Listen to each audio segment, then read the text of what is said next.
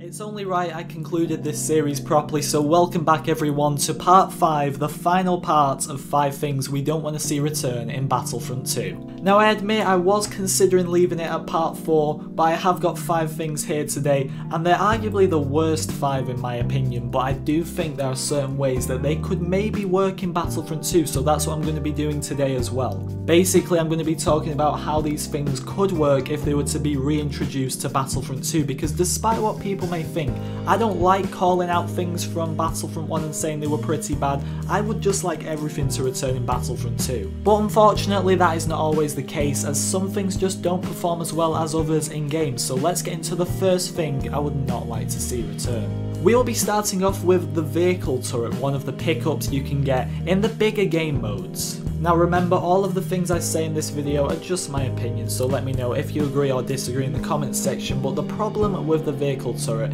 is that I can't work out if it's too good or if it's too bad. Now let's talk about why it's too good. First of all, if you get into an ATST, this is the worst thing to come up against one of these vehicle turrets in, the ATST. If you're walking along in one of them, you are instantly going to get killed if a vehicle turret locks onto you. These things can absolutely demolish ATSTs, and yes, it's pretty annoying when you get into one and then you die instantly. But on the other hand, why are these turrets too bad? And that's mainly because I don't think they're that effective against anything else but ATSTs, to be honest. If you're in an X-Wing, an A-Wing, a TIE Fighter, anything like that, and you come up against one of these vehicle turrets, you're not going to have much trouble of getting out of the situation. So how could these turrets return if they were to come back for Battlefront 2? Well, it's pretty easy, just make them as effective on each different vehicle. So obviously ATSTs are going to be easier to take out as they're on the ground and they don't move that quickly, so maybe the turret could overheat when shooting one of them. That way, if you're in an ATST, you actually have a chance of destroying one of these things and escaping it as well.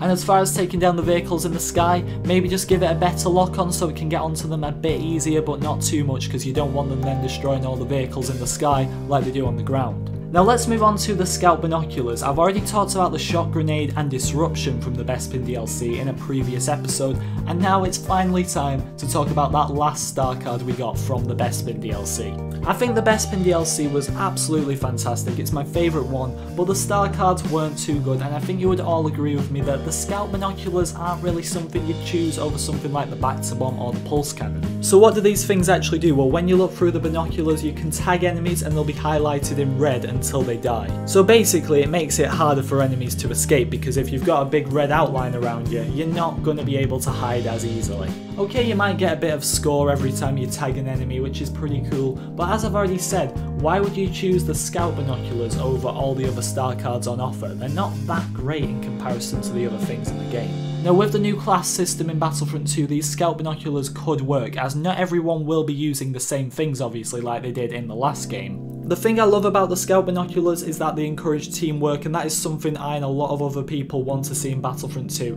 so maybe if they were to return in some sort of way, it wouldn't be too bad. Okay, let's move on to hands down probably everyone's least favourite weapon on the game, and that is the K16 Briar pistol.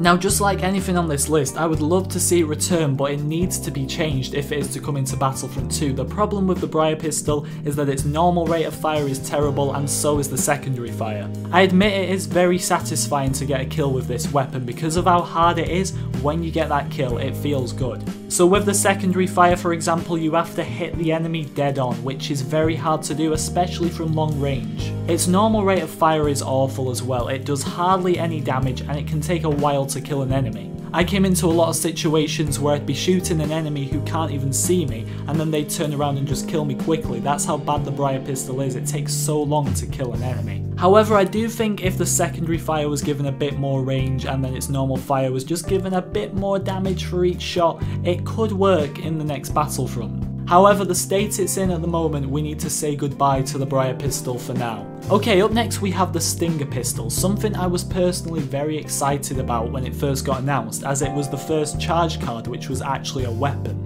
But nobody ever uses the Stinger pistol ahead of things such as the personal shield, adrenaline stim, even explosive shot. It just doesn't do too much damage. Yes, it may do a bit of damage to the enemy after you stop firing, but it's not enough.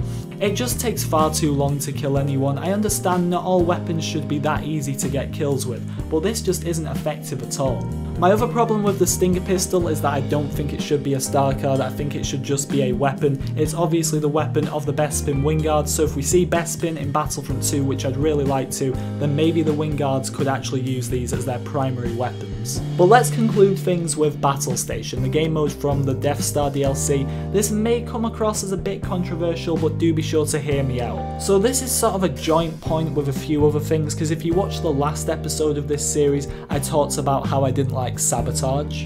And basically my problem with sabotage is that as the Empire you're wanting to lose most of the time so you can progress and get those hero pickups. And it's exactly the same with Battle Station. As the Empire you're always wanting to lose so you can get to the next stage. When I'm playing that first round of Battle Station, and this goes for a lot of other people as well, you're wanting to lose as the Empire so you can go inside the Death Star, and then obviously if you're the Empire you're wanting to lose again on the second round so you can get to the final stage. I said this in the last part of this series, never in a game do I think you should be wanting to lose to progress on, you should always want to win. And that is my problem with Battle Station. The Rebels want to win every round so they can get something out of it.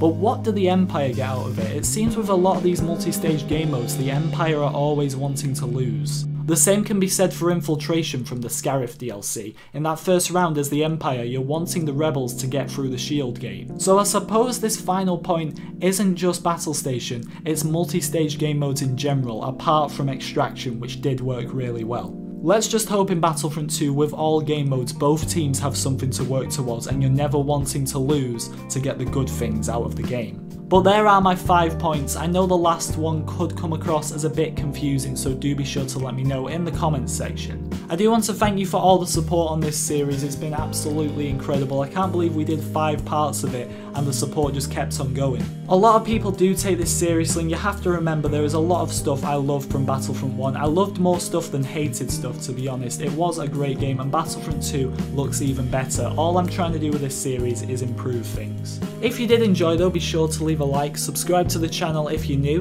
and I will see you all next time.